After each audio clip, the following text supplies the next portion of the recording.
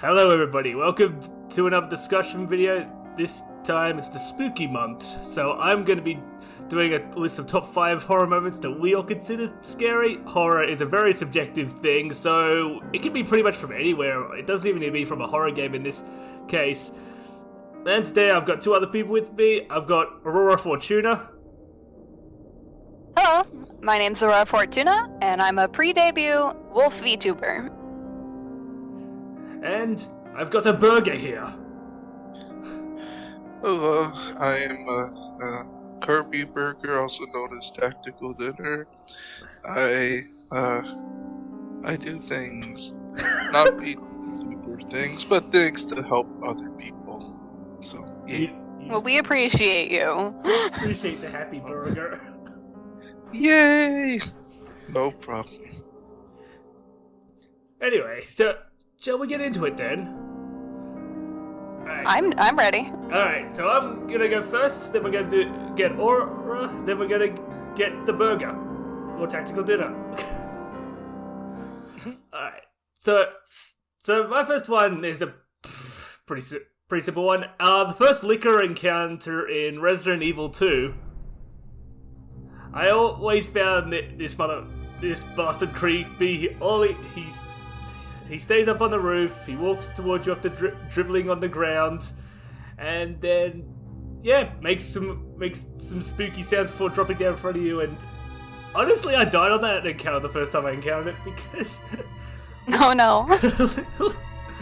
That liquor is so scary, and then, like, every time after that, the liquor gave me a panic attack whenever I saw it, until I got better at the game. Oh no. And here I am wanting to play the remastered version. Luckily for you, this is the original one. The liquor doesn't appear as early in the remaster one. Oh, thank God. Oh. I mean, they do show signs of it in the hallway, with a guy's jaw being clearly killed by its tongue. As in, that jaw is fucked up.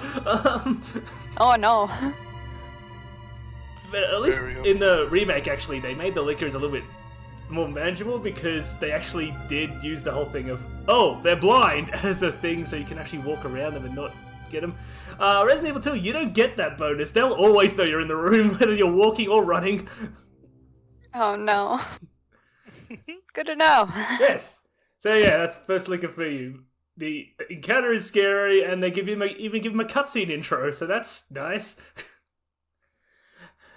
Alright, now what's your pick, Aura? Okay, so I'm gonna start off with something like kind of mild for me. I don't play a lot of horror games, so I'm going to be pulling from a lot of games outside of the horror genre. For me, right now, because I know you want to play this game, so I'm not going to spoil too much. The Legend of Zelda Wind Waker. Ooh, windy. It looks cute. It looks really cartoony and adorable, right? Nothing scary. Until you go into one of the temples, and it's full of coffins and zombies and ghosts. And dismembered hands that drop from the ceiling and drag you back to the beginning. Are those things called War Masters? I forgot what that look. I believe so. I believe they're called Wall Masters. Yeah, that's what they're called. I don't know too. I only know the small amounts of info on Legend of Zelda, so I don't have too much to say about it. Yeah. So the zombie is also known as Redeads in Wind Waker. They scream, and they actually paralyze you with fear in the game. Like, Link is terrified that he can't actually move as they walk closer to you, and that to me is just scary. That you would think in a cartoony game, you're not gonna end up in some cemetery, right? No. Oh Lord, you're going into the cemetery, little green boy. Ah, it's so bad. Ah, scared the crap out of me when the game first came out, to the point that I just couldn't play. I had to take a 2-month break. 2-month break and grab an anxiety sandwich? Oh no. Pretty much. Because the last thing you want is to walk by a coffin, the door to fall on top of you, and then a zombie to scream and then start eating your brains. Oh, okay. This is a scary prospect. Would he eat your green cat first? Arguably, it would be the first thing in his mouth. Oh, Unless, of course, you've beaten the game already and you're playing the hero mode and you're just hanging out in your pajamas. Don't touch my pajamas, you stupid zombie!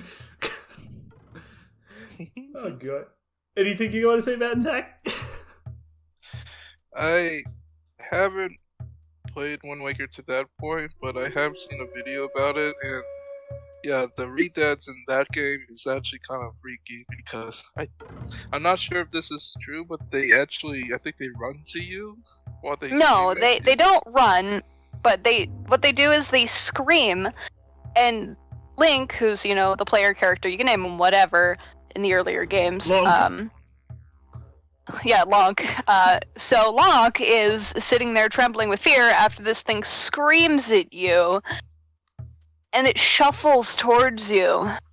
Oh. And then if it gets close enough, it grabs you and like wraps around you with like its arms and legs and starts chomping at your head. It's not nice. It's not fun. Isn't it so scary in games when they make it that you have something spooky coming towards you and you can't get away from it? Yeah. And the thing is like its eyes glow in the dark, and like it's emaciated, so it's like skinny. Like you can see the rib cage and this, like everything. It's terrifying. Man, it's bad. Man, I cannot wait to play Wind Waker. You're gonna like it. You're gonna like it. I'm not telling you anything about how the dungeon works. Alright, Tech, what's your number 5, huh? It's actually, I'm kind of echoing what Aurora said, but in this case, this is on Ocarina of Time. It's a certain, I know what you're talking about, I think. yeah, this is a certain temple that you go, and like you said, Aurora, there are redeads, but it's just the atmosphere is so dreary and literal. Like you like playing the original version, you think, how is this rated E for everybody? This actually looks kind of terrifying. Question? Yay, let's traumatize Green Man! Yeah, Link goes through a lot of crap. It actually got to the point where once I had a particular item from that temple, I just skipped it to the other temple, which was a lot less scary. And then it took some encouragement from a few friends of mine and my sister and my dad in order to actually conquer the temple. I was like, and it wasn't as bad as I thought it would be. But at that time, I was like, I don't want to continue. This is too much for me. I don't think I was. Yeah. Like, I know exactly which dungeon you're talking about. Is it the one in the well in Kakariko? it's after the well, but Okay. that's also just as frightening too. Oh, the well, I know about the well, because I have watched Legend of Zelda Friends. Right. It was Must be very- Shadow Temple. Shadow Temple? Yeah, that's what it is. Yeah. Spooky Temple. Yeah, there's a bunch of different temples in Ocarina of Time, and they're all named different things. Like, you got the Water Temple, the Earth Temple, Forest Temple, Fire Temple, blah blah blah. Shadow Temple's one of them, and boy, is it fun. Yeah, Guess they put all the spooky enemies in there, right? they have the redeads and the mummy enemies, which are similar to redeads. I'm not sure Yeah. what they are. Alright. And they have guillotines in there too. Oh yeah. Alright, well, I'm gonna go to number 4 now. So, Alright. this is from Fear, and I had a really hard time choosing a pick from Fear because I love Fear way too much. But I'm gonna do the Dead Asylum hallucination from Fear Extraction Point, because that was really fun. So you walk through a certain door, and then the whole thing just goes fucking trippy. The walls literally disappear at some points. You fall into a pool of blood like twice. You see a lot of ghosts all over the place. And then add to that as well, this is probably my favorite part of it, you walk through an asylum with every single character in the game who's died in it screaming in a cell. Oh, fun! Oh, and here's one. If you go to a certain one, and you look into it for too long, a ghost jumps up in front of the thing and closes the shutter on you. Of course! Because why would it? Why would it just be a nice hospital? And then to end that, they have Alma doing a bunch of things, and then when the hallucination ends, this whole bloody corridors you're running through, they're all clean after that. So yeah, it's a lot like concerning. A lot of the other hallucinations from the game, but I've got to give it the whole thing because of the whole. Look at all these dead people you saw throughout the other games. Well, watch them scream now. It's like, thanks. Yeah. Way to make me feel bad. Although there is one little thing in the hallucination part which does make me laugh these days. Those floaty ghost apparitions. Some of them appear in the shower at one point and then just disappear. It just looks funny to me. Shower ghost. They're just floating under the shower like, oh, are they having a shower? A ghost shower. They're like, excuse you, I would like some peace and quiet in my bathtub. And then they just disappear from view, apparently, and I embarrassed them.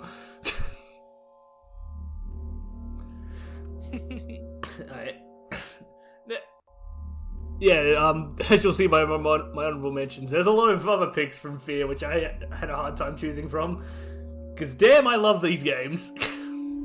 And I should play them someday. I'm gonna make both of you play them at some point. Oh, I know. You're gonna have to play with me because I'm gonna be too scared to do it by myself. Oh, if you play that on stream, I'm totally gonna sit on the whole thing. I know. I'm making you sit in with Dead Space, so. Why not? Oh. Anyway, number 4 for you, Aura? Okay, number 4. Let me see, what was it?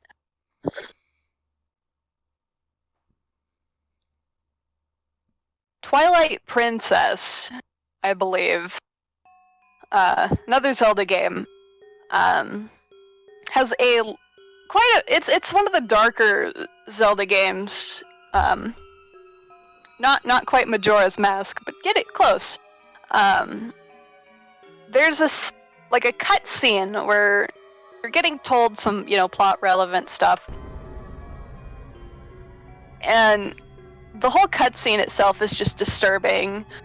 It talks about how dark power twists people, makes them greedy and whatnot, turns people against each other. And you see one character who she's a major character. I suppose you could say she's a childhood friend of Link's or Lonk's, whoever you want to name him. But it just shows her falling, and then as she's falling, there's more of her keep falling in the background, and she's giggling, and at one point I think in a cutscene she she stabs you, and it's trippy, it's weird.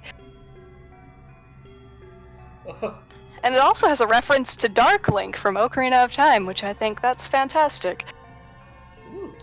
We need more references to Dark Link, but I know exactly what you're talking about. Yeah. I don't want to spoil anything in case you want to play it, because it's kind of relevant to the plot line what they're talking about, because it has to do with something that you're searching for. Okay.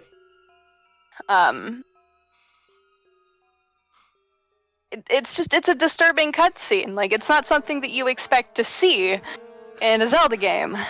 But it was rated T for teens, so I mean. Why are we traumatizing a little green man? I don't know. I didn't feel like it. He I blame needs to- Gan. I blame Demise and Ganon for that. We need to show him the reality of real life. Real life is actually kind of scary. Damn you! It really is, yeah. Damn you, Bacon Man! Bacon, man. Yeah, and I know I didn't really explain that very well, but I'm trying not to spoil things, so it's kind of hard. Oh, I don't mind being spoiled. I'll probably forget about it anyway by the time it pops up, but... Anyway, Maybe. what's your pick, Tack? It's actually a recent example. I'm sure you guys heard of the game called Phasmophobia. Oh, yep, Phasmophobia. That whole game is just terrifying, okay? The thing about Phasmo is that, before it'll be so before the update, you will be scared initially, but as you learn how Ghost works and stuff, it's not as scary. But as soon as they made that major update, it Oh, yeah, changed everything the just whole like vibe. went on its head. Like for example, before, whenever there's a thing called haunt is happening, where the ghost actively searches for you, and you gotta hide. You always know that the ghost is after you in general by your heartbeat and by your lights flickering. So it makes it easier to hide. But in the update, the light doesn't flicker and your heart doesn't beat unless the ghost is looking directly at you and if it's close to you. Yeah. So in other words, unless you are lucky, you're screwed. Oh, Jesus. Yeah. And Yeah. Here's another thing they added. Just because you reminded me. Sometimes there will be a ghost that just sings in a haunting melody right in your ear, and it's absolutely terrifying. yeah, Yeah, I'm like, what the hell? This is new. Oh my god, no. Within the back. What if it just started? I was fine with just the in the ear, but when they added the singing, I was out. Nope. you just walking around investigating, and all you suddenly hear is, "Ba-da-ba-ba-ba, I'm loving it." Oh no. I had a story with that. One of the ghosts was actually a size of a baby, and the baby was crawling on one of my friends while serenading me with the song. And Oh no. I was like, "What is Oh. happening?" And I had to run. I would have bailed. I've been like, nope, I'm going to the van. I'm out. Yeah, it was. Everybody else can do the work. I'm out. I'm going back home and I'm going to sleep. Bye bye. It's more like I'm going home, turning all the lights on, locking myself in the bathroom. So you're But I guess. so you're saying the main moment here is when your heartbeat starts happening and you know you're screwed. Those sort of moments. Mhm. Basically. And they made it so that the AI can detect whether your flashlight or electronics are on, so they know exactly where you are unless you turn them off manually, which means you're sitting in the dark, hoping they don't come after you. Oh god. And It's bad. Yeah. Nightmare fuel right there. very much so. Doesn't help they added a whole bunch of new ghosts. Now I'm gonna jump on to 3 now. Now, the next 2 I've got on from horror games, but they're pretty scary moments for me because they basically affected me. This one probably has had the longest lasting effect on me. So this is from Resistance 2. This is the San Francisco stage in Resistance 2, especially the parts near the water.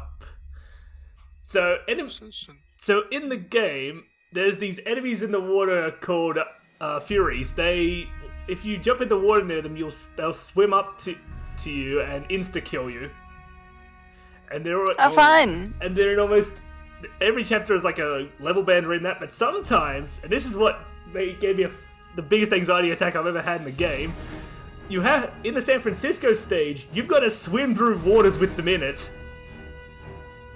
Have fun. So they go I'm go up onto cars occasionally, and that's when you're supposed to jump in. But when you hear them splash into the water, I don't think I've ever been like, oh shit, oh shit, oh shit, oh shit, so much in my life before. Oh no. Yeah, they swim faster than you too, by the way. Oh wow, That's welp, I'm screwed. So yeah, the Furies in general are terrifying, but the stage where it's like, hey, you gotta swim through the waters with them where they might be in right now, and that's like, oh, fuck me, no. And I don't think I've ever recovered from it. I'm still scared of water in video games from that experience. That'd do it though. That's one way to get you afraid of water. It's too bad the Furies were only in Resistance 2, they didn't return in Resistance 3. Well, they kinda did, but all they're doing is being frozen under a lake and not moving. That's it. People were probably like, fuck no. Never again. Nope. Bring those back and I'll kill you myself. Oh, I forgot to mention, they also can't be killed. Yeah, I figured. Sounds about right. So yeah, imagine after that experience, every time you're going near a waterbed, but you're always looking around the water to see their fins to make sure you're not jumping into the water that they're in. That's the paranoia of having the damn Furies in the game. Yay! So yeah, that's the story of the boundary, which has made me scared of water in any video game. Do it. How about you, Aura? Let's also go with water for this one. Subnautica. Oh. I've seen a So- little So, there's these giant sea monsters called leviathans. And they're terrifying, just to begin with. The one that scares me the most is the ghost leviathan. You have to go deep, deep down in the dark at one point, looking for supplies to build like a rocket ship or something. And there's this. First thing I think you hear is the singing. And then as you go in, you're trying to like, what the hell is that noise? Everything else, now mind, everything around you is pitch black. Everything's dark except for what the lights from your submarine are lighting up. And in the distance, you just see this blue glow. And it gets closer and closer, and then you just realize it's this massive leviathan that's singing to you. And it's using the music as a lure, because it's really nice music. It's like angelic, it's really pretty. Like, oh, what's that noise? I wonder what that is. Let's go check it out. And then you realize you're too close, and you get munched by the leviathan in your submarine. So you think the ghost leviathan is the scariest one out of all the leviathans? Because the singing? Yes. It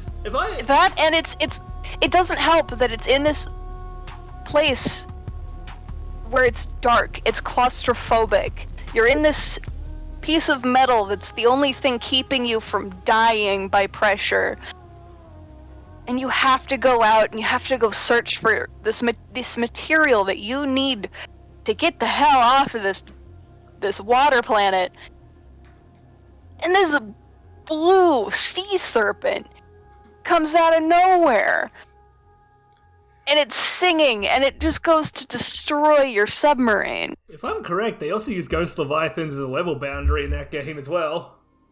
Yes, leviathans are... Every type of leviathan, I think, is kind of used as a boundary.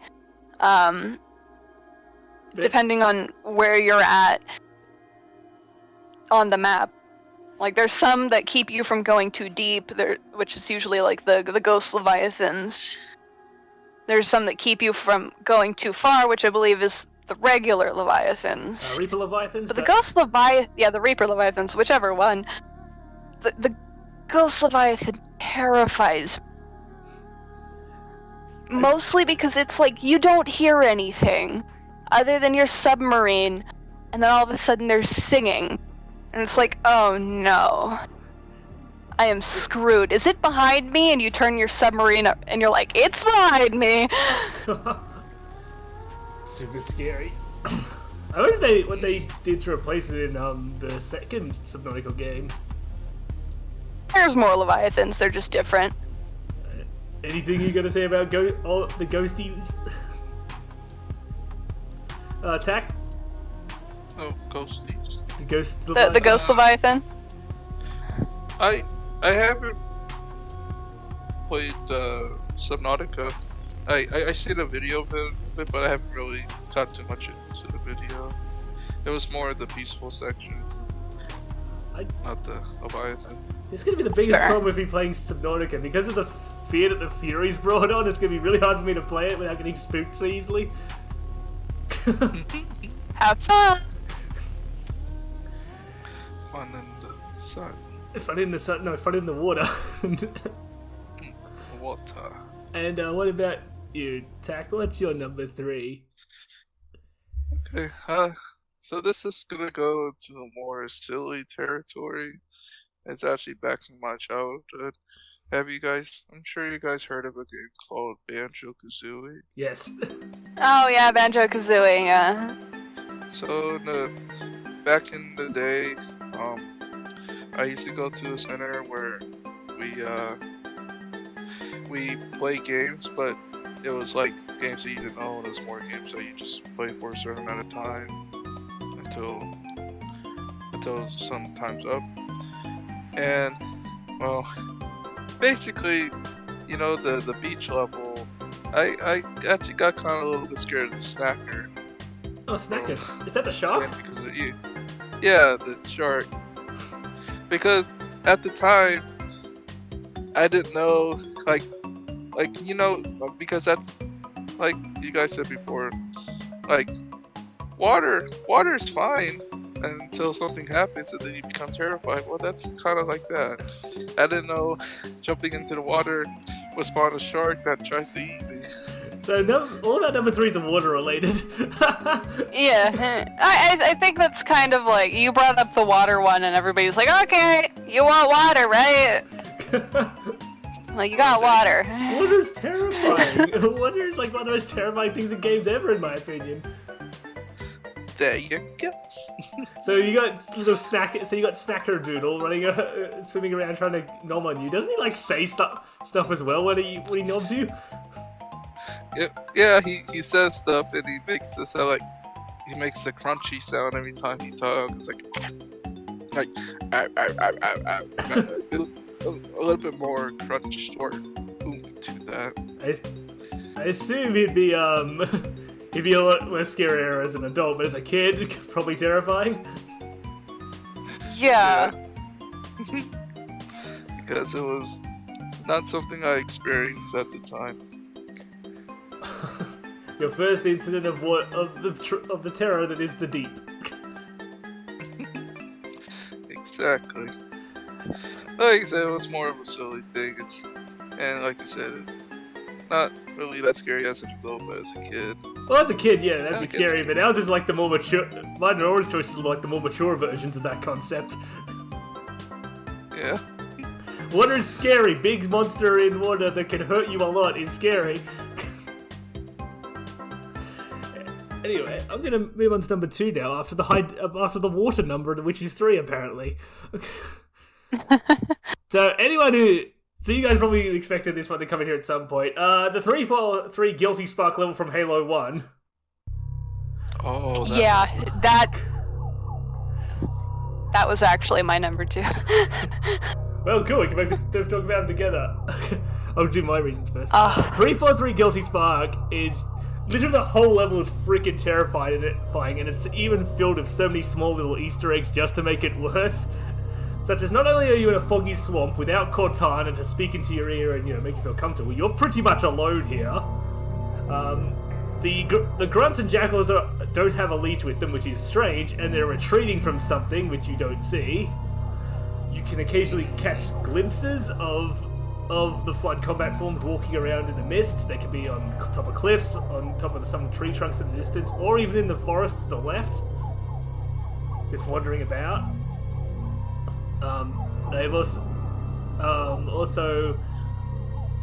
well, yeah, they've got a very, very tense soundtrack, which is also damn spooky.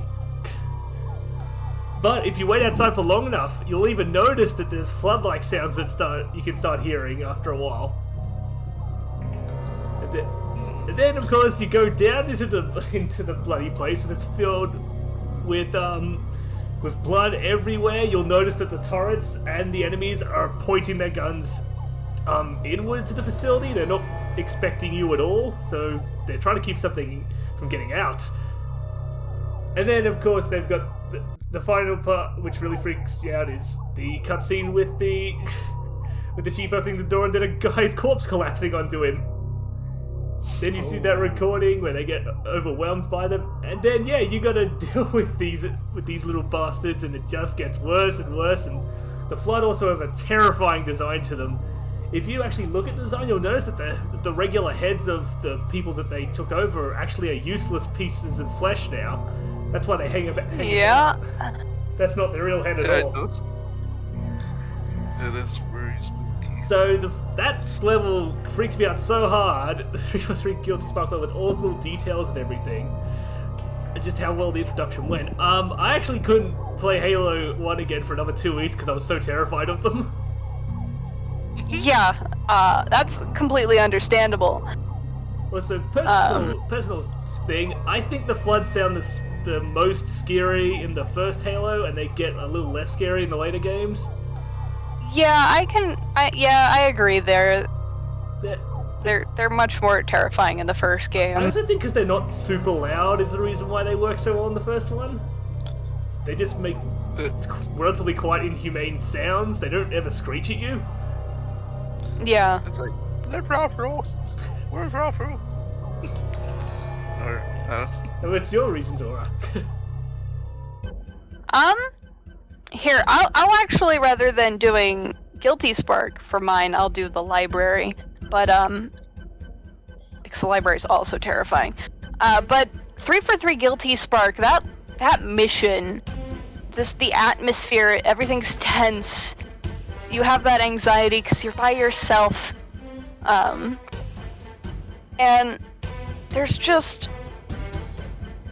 You don't know what's around the next corner until you actually find it.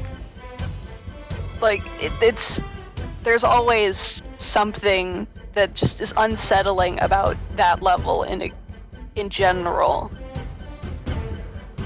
I feel like I also got to bring up a few other small things, such as the panicked marine, the garbled transmission from a crashed pelican nearby. Oh, and the Flood wandering around in the fog. It's on your radar. It actually shows up as allied blips. Yeah, and you're like, wait, that's not right. You're by yourself. There shouldn't be ally blips. You got anything to say, Tack, about it? about the Guilty Spark? Yeah, that level. Or... Actually, I do have a bit of a confession to make. So when I first played Halo, it was actually from my friend's house, and the level that they actually played, like the first time I seen Halo campaign, was the mall. So it kind of showed the Flood to me. So when I actually did play Halo by myself, it didn't shock me as much, but I can understand why it can be shocking. Especially if you've never encountered it before, and you've been like so busy just fighting the Covenant, and then you see these things like gameplay.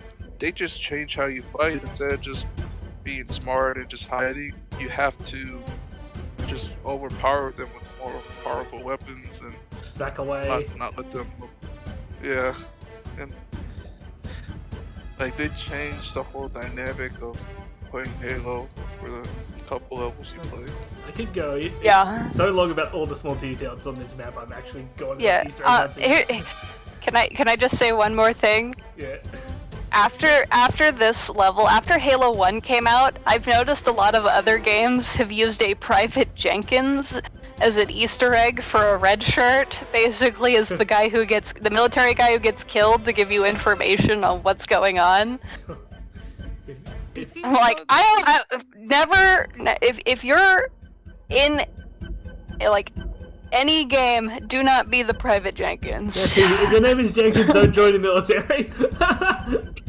Specifically, don't be a private. You want to get out of that rank. It gets so much more terrifying when you've actually read the book, The Flood, about the Halo 1, and then you get to read Jenkins' story even more. It just is so terrifying. It's so bad. Anyway, always recommend reading the books. Oh, read the books. They're really good. I could go about the Flood for ages. In fact, I have talked, I think, several hours about the Flood with Aurora on a few occasions. A few, yes. But yeah, let's move on. So, Aurora, your choice was what? You swapped it to the library? I'm swapping it to the library since I was gonna do the 343 Guilty Spark for mine. The library, which is the mission right after, absolutely terrifies me because it's basically a run and gun. You have to get to the center of the library, and I've never been able to do it by myself because I just get too scared, and it's so hard because you can't turn around to get ammo if you're running out, because you're screwed if you do. You have to keep running, even if you're out of ammo, and it terrifies me, especially as these Flood keep dropping down behind me with shotguns, and I'm waiting at a door for Guilty Spark to open it, while I'm like, I have 3 shots left, who's coming at me? I say a really stupid thing when I'm in the library, which is always, keep your voices down, this is a library, when I'm shooting at them. But yeah, a relentless swarm where you can't stop moving or you get wrecked by a shotgun flood. Yeah. And they keep coming. They'll just keep coming, so you can't kill all of them off. They keep spawning in. So if you get like stuck somewhere, you have no ammo, and you're not moving forward, you got like 50 Flood coming at you, you're screwed. Oh yeah, like, that level's so damn tough. God, it feels like and it's confusing too. I've gotten turned around like 5 times, just trying to make my way through because Guilty Spark will disappear through like a little port so it can open a door, and I'm like, which door are you opening? I mean, the only real relief you get in that level at all is when you briefly get Sentinel support. For like 5 seconds. Especially it's not very long. They just die in Legendary. Oh yeah, I know. I've never been able to beat it by myself. Alright. I beat... Oh, you on. I did beat it a few times on Legendary, but that was because that was one of the few only games I played a long time ago. But it's pretty terrifying. Alright then, what's number 2 for you, Tactical Dinner? Let's see. So when I was at my grandma's house, like when I was about 14 or so, and my cousin came over, and he had a lot of PS2 M-rated games like Grand Theft Auto 3, but the game that terrified me the most was actually Max Payne.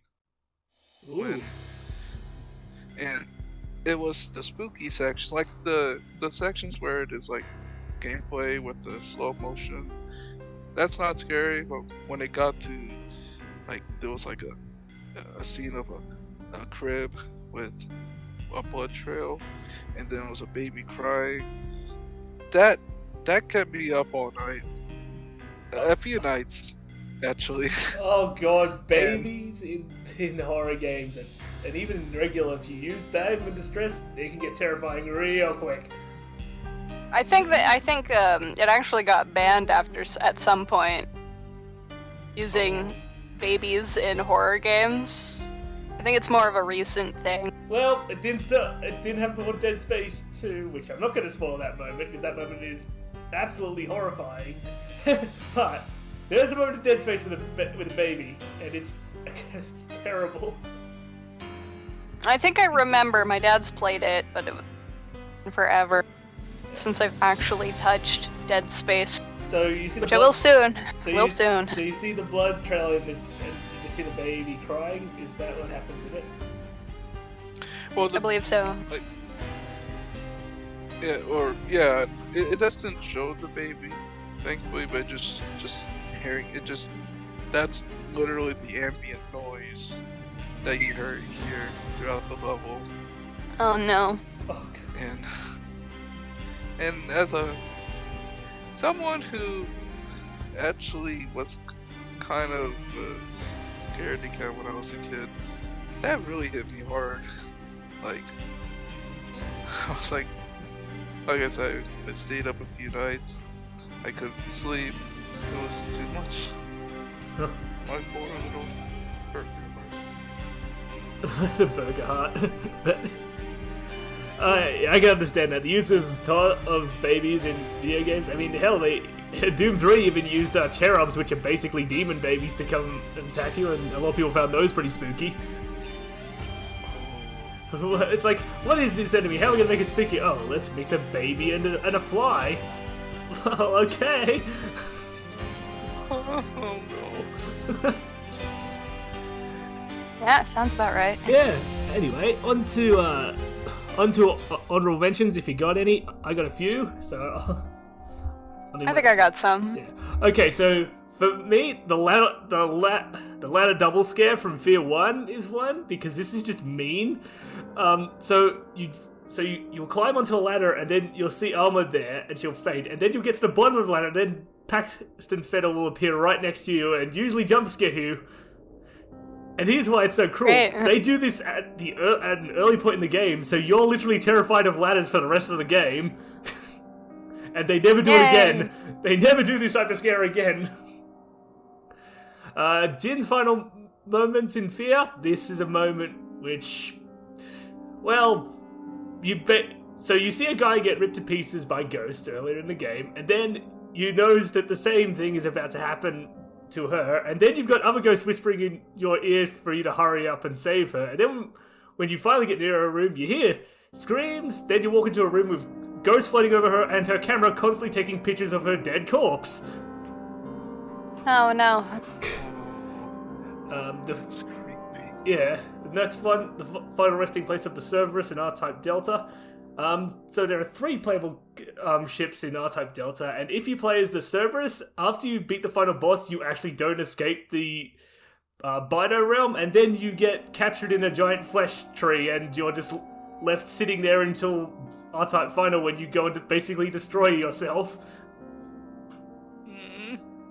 Fun! And 2 more coming off the Nectar in Haze. Haze was a failed Halo killer, but it had one moment that was really good. So on the first half, you play with this private military, which is basically high on drugs, known as Nectar, and it basically masks all the violence of the war they're in. And then in this level, you start coming off the Nectar, and you're tripping balls in the most horrifying way possible. Basically, you're getting jump scared. The environment is whispering to you. The visuals are going from bright to dark constantly as you're tripping the fuck out. And then, just to make it even more tense, you start getting hunted by death squads from your old teammates. Yay! And finally, the Star Wars bounty hunter Colmar Moon, which is basically you're on a graveyard planet with a bunch of crazy cult members who apparently have also tripped some sort of drugs, which makes them basically insane monsters who try to rip you apart up close, and in this level you've got to stay on the high ground because they're swarming down the bottom and they don't stop spawning, and they will kill you really quickly if you get on their level. Oh no. So, yeah. Oh no. That's my... I love it when...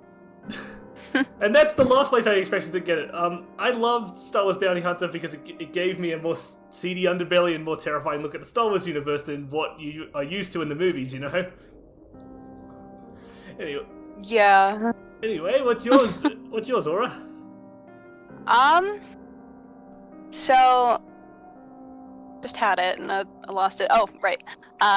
When I was little, my dad loved to play Castlevania before. Oh, And right now it's probably not nearly as terrifying as it used to be. But there was this one part that I remember vividly is you have to go into the castle. So you have to get the gate door open. But as soon as you open the gate, you are immediately attacked by a giant skeleton. Oh. And little, 6-year-old, 7-year-old me, absolutely terrified because my dad would let me watch him play the game while I'm sitting on his lap. So, I can't get down because my dad's arms are around me while he's focusing on killing the skeleton. So, I'm just sitting here traumatized. And then I had nightmares for 3 weeks. And the funny thing is so did my dad. Oh, that skeleton freaked you both out? Yeah, I mean, when you're playing a game, you have to think of the old time. It looked super realistic at the time, because we didn't have the fancy graphics. Yeah. Because it was the Nintendo 64. Everything, you got triangles for hands, but oh my god, that was so cool. Castlevania has a lot of spooky bosses. I usually think of of Legion. Yeah, and another thing I remember from Castlevania is if you play as the female main character, because you can play as a female character and a male character. I always played as the female character because she had magic. It turns out you're going to the castle to find your younger brother or something. And it turns out that your younger brother is the reincarnated form of Dracula. That he turns into the main boss that you have to kill. That's kind of awkward. Yeah, I don't really remember all of the details, but it was fun. I enjoyed it. It terrified me when I was little. And what about your honorable mentions, Tack? I don't have too many honorable mentions, but I would say, echoing what Aura said, the graphics at the time, if it didn't look realistic, and it wasn't N64 games per se, it was actually PlayStation games. Notably the mature rated ones like Resident Evil. Oh yeah. Just in general, and just seeing that, because right now, seeing all the blood splatters all squarey and exaggerated, it's not scary, but at the time, that terrified me. It got to the point. Sorry. Oh no, sorry. Yeah, it got to the point where if I look at a magazine, I try to avoid any games that has an N rating on it because I'm oh no, it has blood and stuff. I don't want to see it. But that's back in the day. Yeah, I'll actually say something about that. I honestly think that older graphics actually had a way of being spooky in their own way when it came to horror games, just because of the uncanny look and movement of some of monsters and stuff. Because these days you have everything was kind of janky. Everything really. because in this day and age, everything is clear visuals and everything, whereas sometimes on the PS1 you couldn't make out what the fuck that was, you know? Yeah, that's how Silent Hill was scary atmospherically because of its limitations. Oh yeah, Silent Hill. I like it how they used the draw distance problem as literally a part of the horror. That was so smart. It's like, One of the best things. it's like, oh hey, you can't see over a certain distance. Well, let's turn it into fog and use the draw distance as literally a part of the horror. Like, we got you. Covered. The perfect point. And it just blends so well. Unlike problems with older PS1 games like G-Police, where the draw distance is the biggest problem because it just doesn't make sense. In this, it's like, it's a foggy realm. Of course, it's terrifying. Anyway, now we're going to move on to number 1. And speaking of Silent Hill, my first pick is the opening of Silent Hill 1. Okay, so this is not just the opening cutscene, which is pretty spooky in its own way, I'd say, but so you know how 343 Guilty Spark stopped me from playing Halo for 2 weeks? Silent Hill opening stopped me from playing Silent Hill for a decade.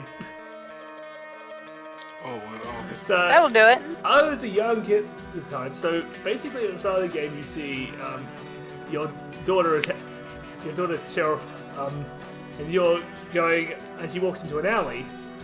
You follow that down the alley, and it slowly gets darker, and then the alarm hits, and it just keeps getting darker and darker, and you start hearing weird sounds off in the distance.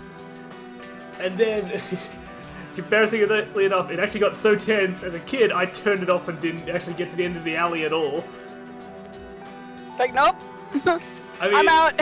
I mean, now I know that when you go to the end of that alley, you see a couple of strung up corpses, then you get attacked by some sort of weird possessed children with knives, and then you faint, and then you go back to the bar. But goddamn, when the atmosphere of that level was so strong, I didn't even get to the end of the alley. That was a freaking masterclass to me, and the fact it kept me off Silent Hill for 10 years. I think that's a testament to how good it was. Yeah.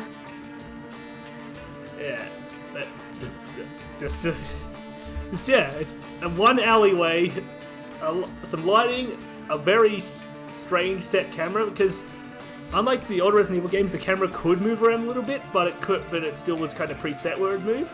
So, to make it spookier, in these sections when you're walking down the alley, it looks like something, the camera kind of watches you pass by, and then it drops down behind you, so it looks like something's following you. There's so many little things, and it's just one fucking alleyway. I couldn't believe how terrifying it was. Love me some Silent Hill scary moments. Anyway, what's your number 1, Aura? I think it was The Evil Within. Now, I haven't played a lot of The Evil Within. However, the whole chapter 1 for The Evil Within absolutely terrified me. It threw you into the thick of it right away. You know, you and your detective team show up at this asylum. You open the door. There's bodies everywhere. Nurses, patients, doesn't matter. You go in, your partner finds somebody alive, and he tells you to go check the camera, right? So you go check the camera, and there you see 3 police officers shooting at something, and then you see the main villain show up, and he just zips from one to the other in like 3 seconds, impossibly fast. And even the main character's confused. He's like, what the hell? And he stands up and he turns around, and the villain is right behind him and stabs him. And the next thing you know, you're waking up, you're tied upside down, you have to rip a knife out of a body and cut yourself down, and you have to escape from this butcher shop. I love Evil Within so much. I like both the first and the second one. Yeah, and the whole chainsaw chase cut scene, the whole part right there where you have to get away from these giant spinning blades by going in, like, basically on this death slide that's just covered in blood, and there's like, and you just land in this pool of just blood and body parts. Ugh. I couldn't. I had to turn it off. It terrified me so much. I still haven't played anything further than that. Could you imagine with me around? I probably could if I had somebody with me to kind of encourage me to keep going. Because I know enough about the story that I know the story is really good and I'd love to play it. But oh my god. Yeah, you getting spooked. Shit. I will admit, visuals, I am not the greatest with. Especially since The Evil Within is supposed to be a very visual, gory horror. But I want to do it. Well, something to look forward to. I'm up for it. I own the first one on my laptop, but I can't run it, so I have to wait until I get a new computer. Yeah. Oh, that's really exciting. Hey Tack, what's your number one? What is the burger the most scared of? Oh, my number one is life itself. Life itself. I mean, that's fair. Okay, so back to what was said before, like the graphics back in those days, the PS1 and 64 days, they did have a distinctive charm in this case in terms of scare factor. So there was a developer that took advantage of that using, like, emulating PS1 graphics, and it was a game that I think a while back Mafu and Omega were playing it. It's called Murder House, and the villain, I've heard of it. Was a guy with a pink bunny costume. And, yeah. And oh my gosh, when it got to him, the pink bunny, it was really terrifying. Like, it showed everything, and it really felt like a PS1 game because the voice actors were intentionally bad, and and then you had to run away from it, otherwise it will bunny hug you to death, and it'll show that too, or slice you up. It has a sickle, and it was presented like a Resident Evil camera, so it was fixed camera angles and stuff.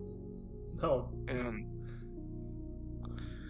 like, I would say for the most part it was scary until the ending, but I'm not going to say anything about the ending. But I thought that was very freaky. Yeah. So freaky pink bunny man is your top scariest. Mm-hmm. At least I will admit that game was kind of scary. They knew what they were doing. I'll give you that. I've seen a bit of that game. as a bonus, one of the earlier games they made, you know the scene where, like in Resident Evil, if you try to open the door, it shows the door opening transition screen? Yeah. They did that too, yeah. Yeah, they decided to do a jump scare on that. Oh, they did. They actually did a jump scare on Resident Evil as well when you did that. Oh, they did? With the... Oh, at one point in Resident Evil 2, when you open a door, a zombie will just start walking through and the music will just kick in. And it's like... Oh, that... It's like, well, that's rude, and hadn't actually scared the shit out of me when I was younger. It's like, opens the door, doo-doo, oh shit.